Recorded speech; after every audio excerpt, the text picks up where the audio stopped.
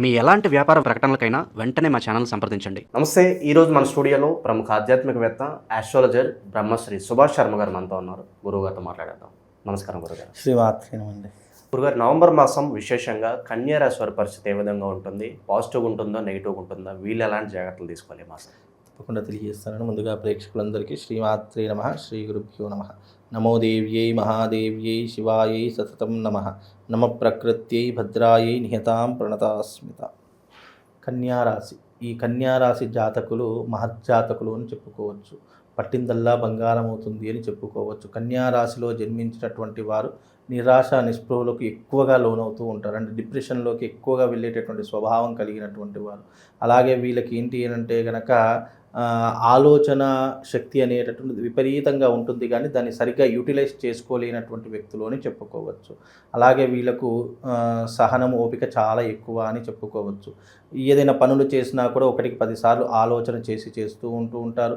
వీళ్ళకు ఓపిక సహనం చాలా ఎక్కువగా ఉంటుంది. అలాగే వీళ్ళు ఎక్కువగా వృత్తి వ్యాపారాదులు ఎక్కువగా రాణించేటటువంటి వ్యక్తులుగా ఉంటారు. ఎదుటి వారికి సలహాదారులుగా ఉండేటటువంటి వ్యక్తులు ఉంటారు. ఏదైనా కష్టం వచ్చినా, ఏదైనా ఇబ్బంది జరిగినా వీళ్ళు సాల్వ్ చేసుకునేటటువంటి క్యాపబిలిటీ ఉన్నటువంటి వ్యక్తుల్లో ఈ యొక్క కన్యారాశి వారు ఒకరు అని చెప్పుకోవచ్చు. అలాగే ఈ కన్యారాశి వారికి అధిపతి బుధుడు అవుతాడు కాబట్టి వీళ్ళకు మంచి నాలెడ్జ్ ఎక్కువగా ఉంటుంది. సరైనటువంటి గైడెన్స్ ఏది అని ఆలోచించేటటువంటి వ్యక్తుల్లో వీళ్ళకు వీళ్ళే సాటి అని చెప్పుకోవచ్చు. కాబట్టి ఈ యొక్క కన్యారాశి వారికి అన్ని రకములైనటువంటి మంచి పనులు జరిగేటటువంటి తరహాలు ఈ మాసంలో వీళ్ళకి జరుగుతూ ఉంటాయి. వృత్తి వ్యాపారాదుల్లో మంచి లాభాలు గడిస్తూ ఉంటారు. సరైనటువంటి నిర్ణయాలు తీసుకుంటూ ఉంటారు. స్టాక్ మార్కెట్స్ కావచ్చు, పెట్టుబడులు కావచ్చు, ఈ దాంట్లో పెడితే పెట్టుబడులు పెరుగుతాయి అనేటటువంటి ఆలోచనలు వీళ్ళకు చాలా చక్కగా తెలిసినటువంటి వ్యక్తుల్లో ఈ కన్యారాశి వారు ఒకరు అని చెప్పుకోవచ్చు.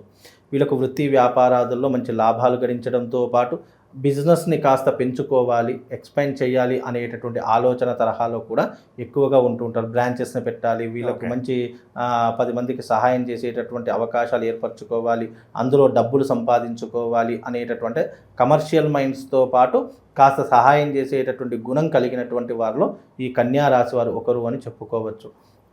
పురుషులు కావచ్చు, స్త్రీలు కావచ్చు, వీళ్ళకి ఇప్పుడున్నటువంటి తరహాలో ఏమిటి అంటే కనుక ఇప్పుడున్నటువంటి రంగాలలో వీళ్ళు ముందు వరుసలో ఉండేటటువంటి రంగంలో ఈ కన్యారాశి వారు ఒకరు అని చెప్పుకోవచ్చు. అందులోనూ వీళ్ళు చేసే బిజినెస్లు కావచ్చు, వీళ్ళు చేసేటటువంటి స్ట్రాటజిక్స్లో కావచ్చు, వీళ్ళు ఆచరించేటటువంటి వ్యవహారాదుల్లో కావచ్చు, మంచి నైపుణ్యం కలిగినటువంటి వ్యక్తులు అని చెప్పుకోవచ్చు. వీళ్ళు ఏదైనా ఉద్యోగం కావచ్చు, లేదంటే వ్యాపారం కావచ్చు, ఏ రంగంలో ఉన్నా సరే అందులో టాప్ పొజిషన్లో ఉండాలి అనుకునేటటువంటి వారిలో ఈ కన్యారాశి వారు ఒకరు అని చెప్పుకోవచ్చు. వీళ్ళ యొక్క మానసిక స్వభావం కూడా చాలా మంచిగా ఉంటుంది.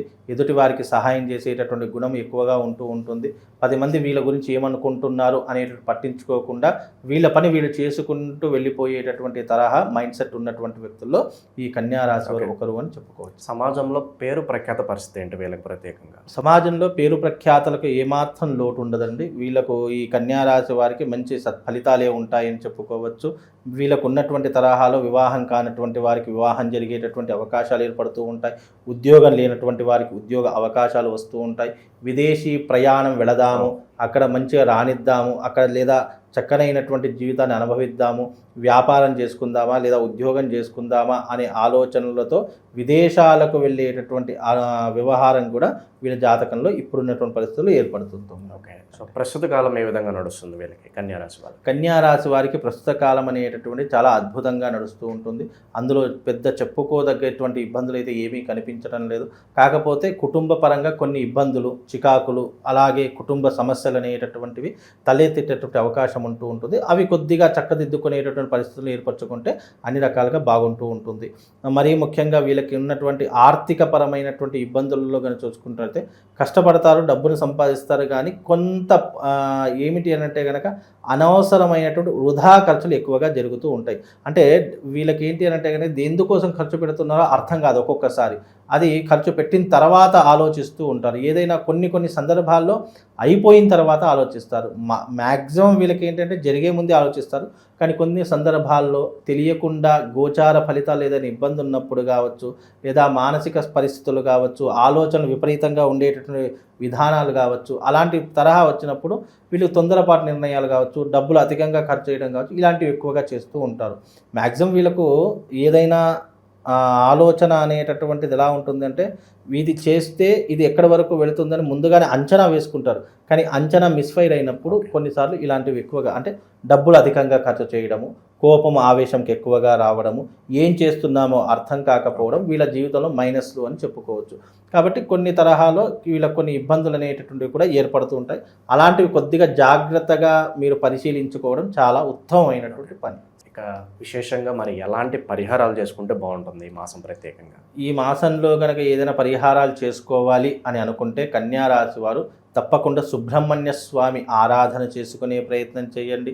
లేదా ఒక్కసారి మీకు వీలుంటే, మీకు అవకాశము గనక ఉన్నట్టయితే శ్రీశైల దర్శనం కానీ లేదా తిరుమల దర్శనం కానీ చేసుకునేటటువంటి ప్రయత్నం చేయండి. కలియుగ ప్రత్యక్ష దైవమైనటువంటి వెంకటేశ్వర స్వామి దర్శనం చేసుకోవడము లేదా శ్రీశైల దర్శనం చేసుకోవడం, ఈ రెండిట్లో ఏదైనా మీకు అనుకూలంగా ఉంది, ఏ క్షేత్రం వెళ్తే మీరు కొద్దిగా మనశ్శాంతిగా ఉండగలుగుతారు అనేటటువంటి ఆలోచన చేసుకుని ఈ రెండిట్లో ఏదో ఒక క్షేత్రాన్ని మీరు ఎంచుకొని తప్పకుండా ఆ క్షేత్రానికి వెళ్ళి అక్కడ కనీసం ఒక 2 రోజులు నిద్ర చేసి వచ్చేటటువంటి ప్రయత్నం చేయండి. తద్వారా మీకు శుభం లాభంతో పాటు అదృష్ట యోగం కూడా వరిస్తూ ఉంటుంది. అందులోనూ ఇది కార్తీక మాసం కాబట్టి మీరు శివశక్తి లింగాన్ని పూజించేటటువంటి ప్రయత్నం చేయండి. శివశక్తి లింగము అని అంటే గనక శివలింగం మీద శ్రీచక్ర నిర్మితమైనటువంటి ఆకారం అంటూ ఉంటుంది. ఆ రకమైనటువంటి శివలింగాన్ని తెచ్చుకొని మీరు ఈ కార్తీక మాసం మొత్తం పూజించుకునే ప్రయత్నం చేయండి. తద్వారా మీకు శుభం లాభంతో పాటు ఆ పరమశివుడి యొక్క అనుగ్రహం సంపూర్ణంగా కలుగుతుందండి. గురుగారు, నిత్యం పనుల్లో అనుకూలత రావడానికి వీళ్ళకి ఏదైనా మంత్రం చెప్తారా కన్యారాశి వాళ్ళకి? ఏదైనా కన్యా రాశి వారికి అనుకూలమైనటువంటి మంత్రము ఏదైనా ఉంది అని అంటే కనుక ఓం త్వమస్మిన్ కార్య నిర్యోగే ప్రమాణం హరిసప్తమ హనుమాన్యత్నమాస్తాయ దుఃఖక్షయకరో భవ. ఆంజనేయ స్వామికి సంబంధించినటువంటి మంత్రము. ఆపత్కాలంలో విపత్కరమైనటువంటి పరిస్థితుల్లో ఈ మంత్రాన్ని ఉచ్చరించేటటువంటి ప్రయత్నం చేయండి. తద్వారా మీకు ఆపదలన్నీ తొలగిపోవడమే కాకుండా ఆ ఆంజనేయ స్వామి యొక్క అనుగ్రహం సంపూర్ణంగా మీ మీద ఉంటుందండి. ఓవరాల్గా నవంబర్ మాసంలో కన్యారాశి వారి స్థితిగతులు ఏ విధంగా ఉంటాయి, ఎలాంటి జాగ్రత్తలు తీసుకోవాలనే అంశాన్ని అద్భుతంగా వివరించారు. ధన్యవాదాలు గురుగారు. శ్రీమాత్రే.